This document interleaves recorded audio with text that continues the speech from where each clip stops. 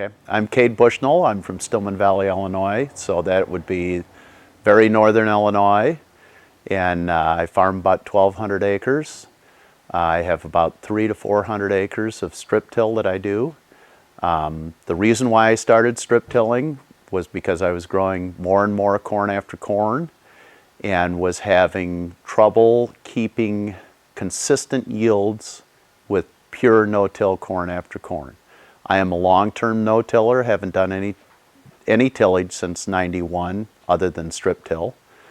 So strip till comes to me from a different perspective than most of the operators who strip till, usually go from tillage to strip till. I was having trouble getting the residue pinned down. I was having a lot of blowing of residue and would have trouble maintaining consistent emergence and growth on the corn. So I started strip tilling about 6 years ago. I use a Dawn pluribus unit. I have a 12-row unit that I recently purchased out of Wisconsin from a very nice gentleman. And I have a Dawn 8-row unit. The 12-row unit I plan on modifying. The 8-row unit I'll probably leave the way it is. That is not a shank style strip till unit. It is a disc strip till unit. So it's tills about a 4-inch deep path, about 8 inches wide.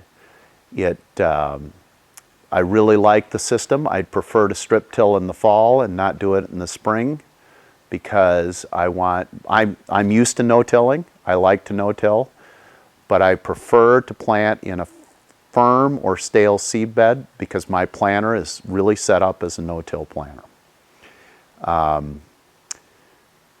We started strip tilling again to get more consistent corn after corn. I was growing, previous to that I was pretty much a 50-50 rotation corn and beans.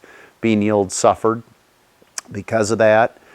So I wanted to grow more corn. The other thing that was a big deal for me is I'd been a long-term no-tiller and I was seeing a stall in increases in organic matter. I wanted more organic matter in my soil, and this is previous to the cover crops being all the rage. I do a lot of cover cropping too. I have for the last 5-6 years I've been experimenting. But anyway, I wanted more corn after corn because corn grows more organic matter per area. The root mass underneath the ground explores a lot more of the soil profile than soybeans do, and after all, it is the root mass that we're after.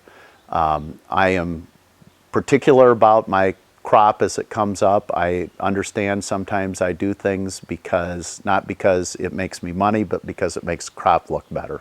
I do have some pride in crops, as we all do. So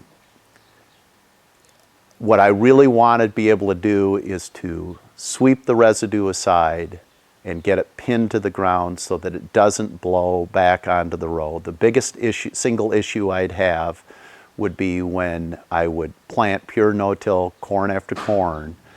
I would fluff that residue up, and if a couple days, within a couple, 3 or 4 days after planting, we'd get a high wind, the residue would move back over the rows. Strip tilling gives me 2 chances to move the residue out of the way. I'm not trying to destroy the residue. I don't want to get rid of the residue because the residue is really important. It's a good thing. It's not a bad thing. I'm just trying to manage that residue better so it doesn't blow back over the row.